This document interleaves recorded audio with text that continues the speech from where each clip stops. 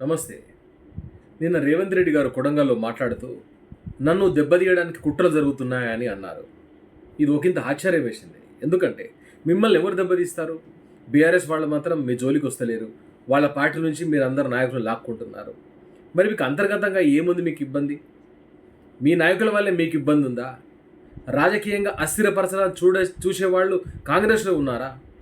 చెప్పండి. బయటకు చెప్పండి ఇది.